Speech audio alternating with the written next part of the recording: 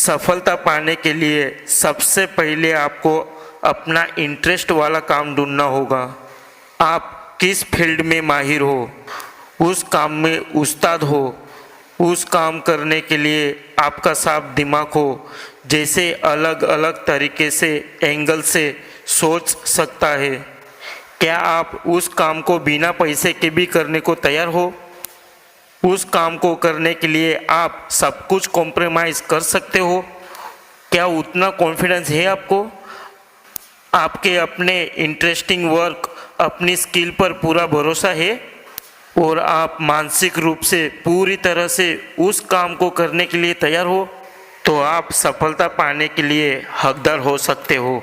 पतंग को हम जितना ज़्यादा ढील देते जाते हैं, पतंग उतनी ही तेज़ी से ऊपर बढ़ती जाती है। फिर ऊपर से हमारी पतंग किसी भी पतंग को आसानी से काट लेती है या कट जाती है।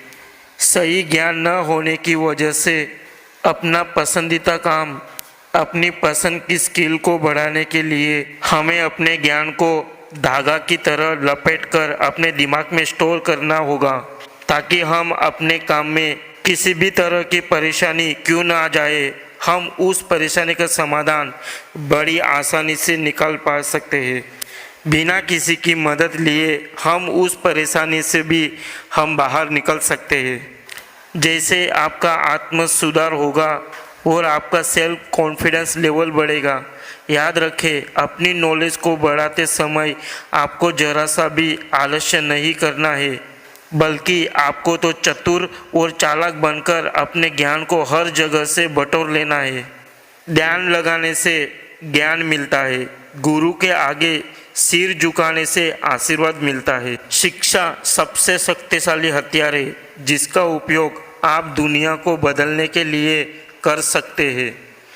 ज्ञान वो शेरनी का दूध है, जो पिएगा वो दहाड़ेगा। तीर से निकला हुआ बाण और ज्ञान से निकला हुआ समाधान कभी खाली नहीं जाता। पानी की तरह लगातार बहना होगा, चाहे राह में कितनी ही मुश्किलें क्यों ना आ जाए, उनसे टकराते हुए आपको लगातार आगे बहता रहना होगा। यही दुनिया का नियम है। जब आप किसी से कोई सुझाव मांगने जाओगे, आपको वहाँ से निराशा ही हाथ मिलेगी। कुछ ही लोग होंगे जो आपके काम को समझेंगे और आपको आगे बढ़ाने के लिए प्रेरित करेंगे। 90% लोग आपको आगे बढ़ने नहीं देंगे। वो लोग आपको डीमोटिवेट करेंगे, आपका कॉन्फिडेंस का कम कर देंगे। पर आपको तो खुद पर, खुद के काम पर, खुद की स्किल पर खुद को सबसे ज़्यादा बिलीव होना चाहिए। आपका सेल्फ कॉन्फिडेंस लेवल बढ़ाना चाहिए। इन लोगों से डीमोटिवेट नहीं, मोटिवेट होना चाहिए। तभी आप लगातार एकाग्रता होकर अपने काम को पूरा कर पाएंगे।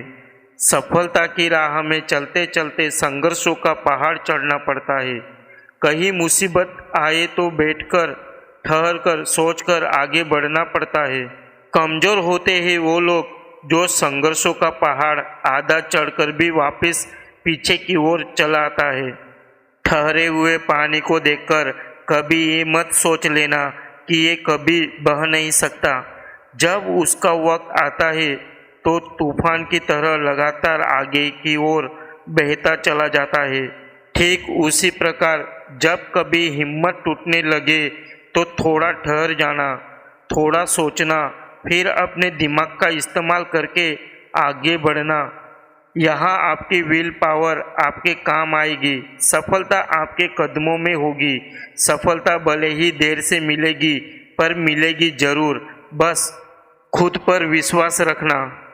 ये आलस एक जहर की तरह काम करता है। अगर ये इंसान के दिमाग में चढ़ जाता है तो इंसान अपना सारा काम भूल जाता है और अपने बनाए गोल यानी कि टारगेट से भटक जाता है। जैसे कि अंग्रेजों ने हम भारतीय लोगों को चाय की आदत लगा दी थी और हमें चाय न मिलने पर हम कितने बेचैन हो जाते हैं। जब चाय हमारे होठों तक पहुंचती है तो हमें कितना सुकून मिलता है। ठीक उसी प्रकार आलस्य भी ऐसे ही काम करता है। जब आता है तो सब कुछ तबाह कर देता है। जो इंसान अंदर ही अंदर मरने का काम करता है, किसी भी चीज़ की अति होनी अच्छी बात नहीं होती है। इसलिए हम आलस को जहर कहते हैं, क्योंकि ये आलस ही जो इंसान को सफलता के मार्ग से भटकाता है। आपको आलस नहीं करना चाहिए, आलस से बचना चाहिए, नहीं तो आप ओवर थिंकिंग के शिकार हो जाएंगे।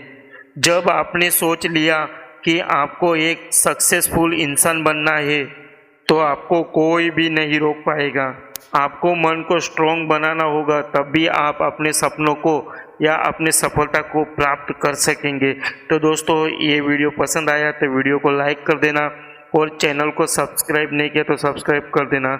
मिलते ही ऐसे ही मोटिवेशनल